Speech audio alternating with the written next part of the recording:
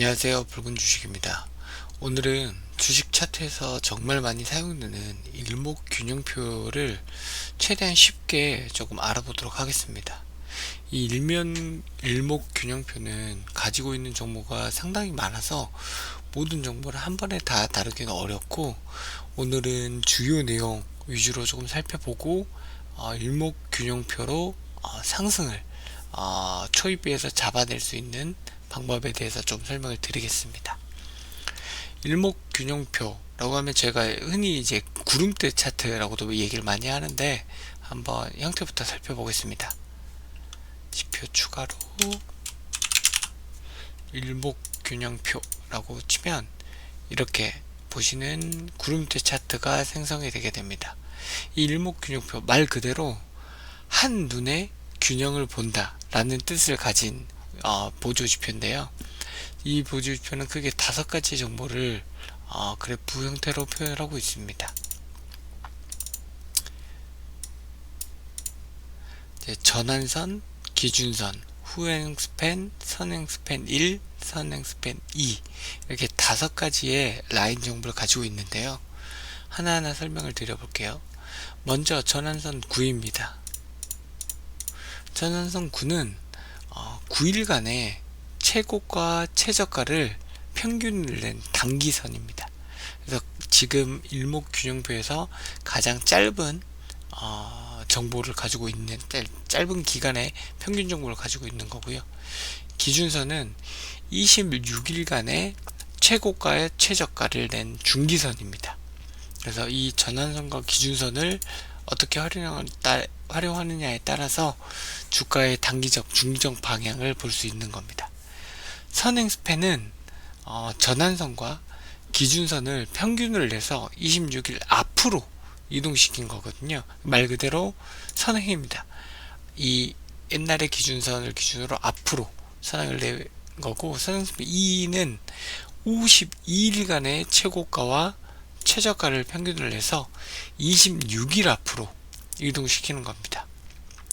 후행스팬은 현재 가격을 26일 뒤로 이동한 선입니다.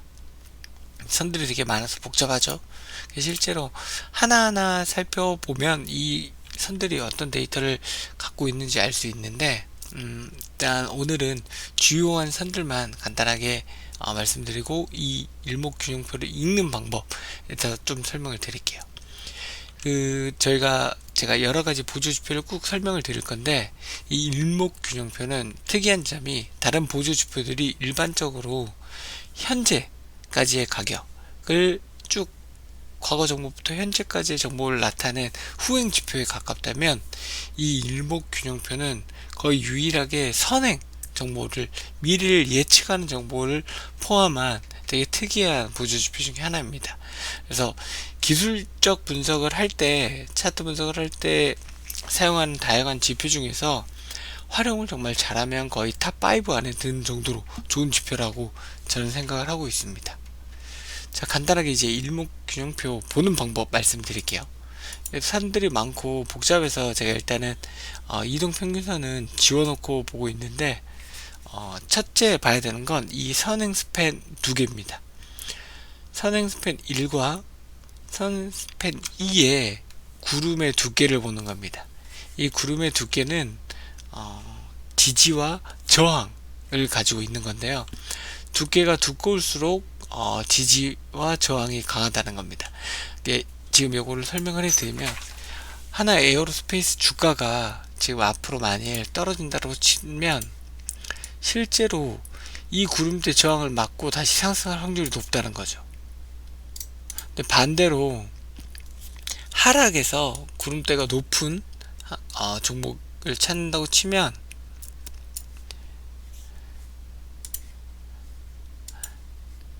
상승을 하려다가 구름대에 맞고 떨어지는 경우가 많습니다.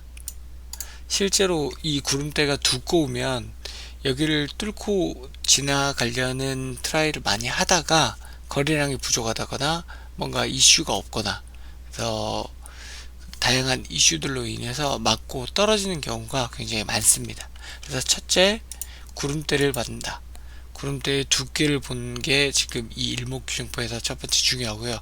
두 번째는 가격과 구름의 위치 기준입니다. 그래서 지금 이 일봉들 주가가 구름 위에 있으면 일반적으로 상승 추세라고 보는 거고요. 구름 아래에 있으면 하락 추세라고 보는 겁니다. 지금 선행 스팬과 후행 스팬의 흐름을 보면 저희가 이제 구름이라고 자꾸 표현하는데, 그래서 운, 그래서 마이너스 구름이다, 양운, 플러스 구름이다 라고 표현을 하는데요. 그래서 주가가 전환되는 시점, 그러니까 이 선행스팬이 선행스팬 1이 선행스팬 2 밑에 있으면 이렇게 음운, 마이너스 구름이 그려지는 거고, 선행스팬 1이 선행스팬 2 위에 있으면 양운이라고 해서 플러스 구름이 그려지는 겁니다. 이게 플러스 구름이 그려진다는 건 주가가 상승하는 추세라고 이해를 하는 거고요. 이 마이너스 구름이 그려진다는 건 주가가 하락하는 추세다 라고 해석을 하는 겁니다.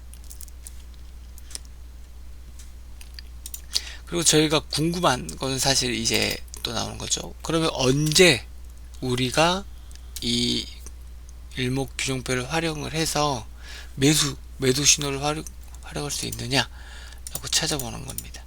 그럴 때 확인하는 건 이 전환선과 기준선입니다. 전환선과 기준선 두 개로 저희는 단기적, 중기적 이제 주가의 매수 신호를 찾아볼 건데요.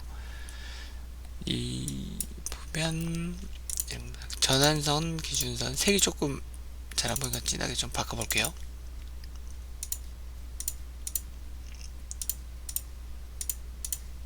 자, 전환선과 기준선을 두 개로 나눴고, 매수 신호는 전환선이 기준선을 뚫고 올라갈 때가 매수 신호라고 기술적으로 판단을 합니다. 지금 요거 같은 경우는 차트가 별로 없네요. 보면 이런 거죠. 이 전환선, 그러니까 빨간색 라인이 기준선을 뚫고 올라가면 이 주가의 매수 타이밍이라고 기술적으로 분석을 하는 겁니다. 그럼 반대로 전환선이 기준선을 뚫고 내려가면 매도 신호라고 판단을 하는 거죠. 지금 요 차트 같은 경우는 굉장히 유사를 하니까 뭐 다른 거 하나 봐볼까요? 재밌을 거. 다 동일합니다. 그래서 기준선의 교차 지점을 보는 거죠. 제가 일목균형표 요의 전환선 기준선 뿐만이 아니라 MACD 그리고 뭐 이동평균선 등등의 기술적 해석을 할 때는 항상 양측면을 같이 봐야 됩니다. 뚫고 골든 크로스가 됐을 때 매수 신호, 데드 크로스가 됐을 때 매도 신호, 뭐 이런 식으로 이해를 하는 거죠. 계속해서 조금 설명을 좀 더 드려볼게요. 지금 저희가 매도 신호를 간단하게 찾아봤으니까 매번 이렇게 종목을 찾아가면서 차트를 하나하나 확인하기 어렵잖아요. 그래서 제가 맨날 준비하고 있는 조건식으로 이것도 동일하게 한번 찾아볼 겁니다. 이 조건식으로 찾아볼 거는 크게 두 가지 정도를 찾아볼 건데요. 첫째는 이제 매수를 할 수 있는 매수 신호가 보이는 녀석들을 찾아보도록 하겠습니다. 먼저 균형을 검색을 해보면 기준선, 후행 스팬, 뭐 추세, 선행 스팬 등등을 기준으로 이제 찾아낼 수 있는데, 지금 방금 설명드렸던 이 기준선을 돌파하는지, 이 전환선이 기준선을 돌파하는 종목을 좀 찾아볼게요. 보면 기준선 돌파를 선택을 해 보시고요. 영분 기준 전환선이 기준선을 상향 돌파, 그러니까 골든 크로스가 되는 종목을 찾아보는 거죠. 검색을 해보면 지금 29개 종목이 떴는데 이거 대상이 너무 많으니까 조금 조정을 해 보겠습니다. 거래 정지나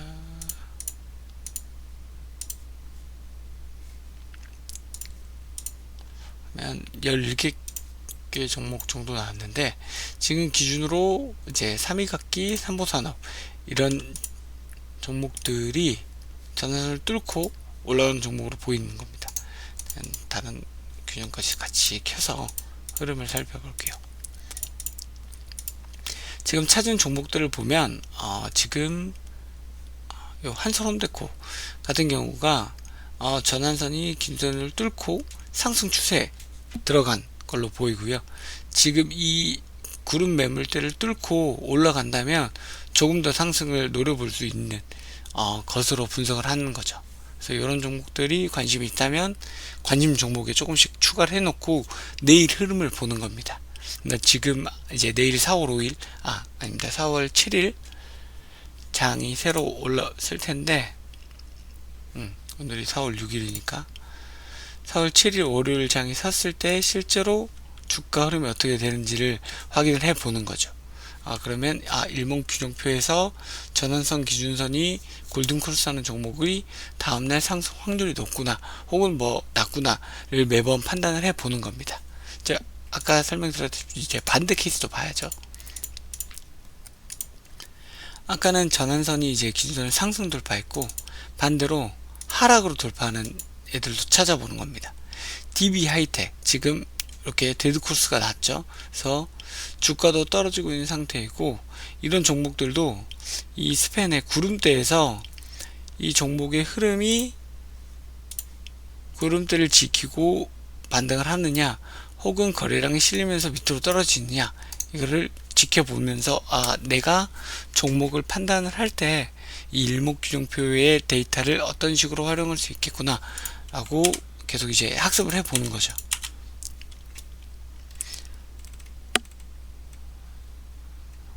이거는 지금 전환선 기준으로 간단하게 종목의 골든크로스, 데드크로스를 찾아본 거고요.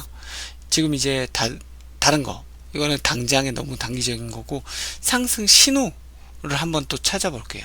상승 신호는 후행 스팬이랑 과거의 가격을 체크를 해서 이 흐름이 이제 상승 신호로 보인다 라고 체크를 하는 기술들이 또 있습니다. 그래서 그거는 요렇게 요거 후행 스팬 돌파로 보는 겁니다. 그래서 후행 스팬이 26봉 이내에 주가를 상향 돌파하는 애를 찾는 겁니다. 지금 보시면 제가 왜 26봉으로 설정을 했냐면 이 후행 스팬 자체가 26일 기준으로 뒤에서 그려지기 때문에 이 기준선을 조금 뒤로 이렇게 설정해 놓고 잡아야 정확도가 훅 올라가거든요. 그래서 26분 이내에 후행 스팬이 주가를 상향 돌파한 종목들을 찾아보는 겁니다. 그래서 이 종목들을 쭉 찾아보고 그럼 이제 종목의 상승 신호라고 1차적으로 판단을 하는 거거든요. 두 번째 이제 요 추세가 좀 더 디테일하게 설정을 하기 위해서 선행 스팬의 데이터를 추가를 합니다. 선행 스팬 두 개를 비교를 해서 선행 스팬 1번이 선행 스팬 2번보다 크거나 같은 종목까지 추가를 하는 겁니다. 그러면 지금 280개 정도의 종목이 추가가 됐는데요. 그래서 종목들의 흐름이 이제 상승 추세로 볼 수 있는 후행 스팬 기준으로 상승 종목의 흐름을 볼 수 있는 녀석들을 찾아내는 겁니다. 지금 이 만호제건 같은 경우가 이 큰 구름대를 뚫고 올라간 상태거든요. 그래서 요게 올라갔고 지금 선행 스팬도 양운으로 전환을 했죠. 이 전환을 한 상태라면 이렇게 좀 더 상승으로 지켜볼 수 있다는 거죠. 일목균형표를 활용해서 주가의 단기적인 상승보다는 좀 장기적인 상승을 볼 수 있는데 애시당초에 이 일목균형표의 기술적 지표가 단기보다는 장기에 훨씬 더 잘 맞게 맞춰져 있습니다. 그래서 기술적으로 주가 분석을 할 때 일목균형표를 사용을 할 때는 일봉보다는 주봉을 보는 게 더 좋고요. 소형주, 잡주 이런 것보다는 대형주에 적용해서 보는 게 훨씬 정확도가 높아집니다. 그래서 지금 제가 이 조건식은 기본으로 데이터를 수정을 하지 않고 접근을 했지만 실제로 사용을 하실 때는 이 기간들을 수정을 하면서 본인에게 맞는 타점을 찾아보시는 게 좋을 것 같습니다.